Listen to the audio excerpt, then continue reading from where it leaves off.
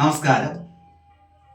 അഭിജിത്ത് മുഹൂർത്തം സാധാരണയായി ജ്യോതിഷ നിയമപ്രകാരം മുഹൂർത്തം ലഭിക്കാത്ത സാഹചര്യത്തിൽ ശുഭകാര്യങ്ങൾ ചെയ്യുവാൻ വേണ്ടി ആശ്രയിക്കുന്ന ഒരു മുഹൂർത്ത സമയമാണ് അഭിജിത്ത് മുഹൂർത്തം.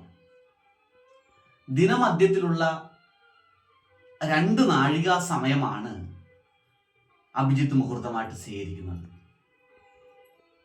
ഉദയത്തോടുകൂടി 5 മണിക്കൂർ 48 മിനിറ്റ് കൂട്ടുമ്പോൾ കിട്ടുന്ന സമയമാണ് അഭിജിത്ത് മുഹൂർത്തമായിട്ട് സ്വീകരിക്കുന്നത്. നമ്മുടെ ഭവനത്തിലൊക്കെ മംഗളകാര്യങ്ങൾ നടക്കുമ്പോൾ ഒരു ജ്യോതിഷിയെ സമീപിക്കാതെ തന്നെ സ്വീകരിക്കാവുന്ന ഒരു മുഹൂർത്തമാണ് അഭിജിത്ത് മുഹൂർത്തം. അതുപോലെ തന്നെ വിവാഹ സമയം നോക്കുമ്പോൾ കൂടുതലും ജ്യോതിഷികൾ ആശ്രയിക്കുന്ന മുഹൂർത്ത സമയമാണ് അഭിജിത്ത് മുഹൂർത്തം. ഈ സമയത്ത് മറ്റുള്ള പഞ്ചാംഗ ദോഷങ്ങൾ, താരം, വാരം, തിഥി, കരണം, നിത്യയോഗങ്ങൾ, പഞ്ചാംഗ ദോഷങ്ങൾ ഉള്ളപ്പോൾ വരെയും ഈ അഭിജിത്ത് മുഹൂർത്തം സ്വീകരിച്ച് ശുഭകർമ്മങ്ങൾ ചെയ്യാവുന്നതാണ്.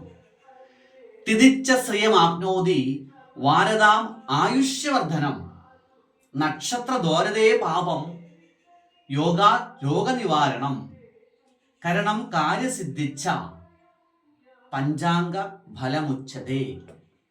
തിഥി ഐശ്വര്യത്തെയും വാരം ആയുസ്സിനെയും നക്ഷത്രം പാപത്തെയും യോഗബലം രോഗാദികളെയും കരണം കാര്യസിദ്ധിയെയും കുറിച്ചുകൊണ്ടാണ് പഞ്ചാംഗ ഫലം പറയേണ്ടത്. മാത്രമല്ല, അഭിജിത്ത് മുഹൂർത്തം എടുക്കുന്ന സമയം അഭിജിത്ത് മുഹൂർത്തം വരുന്ന രാശിയുടെ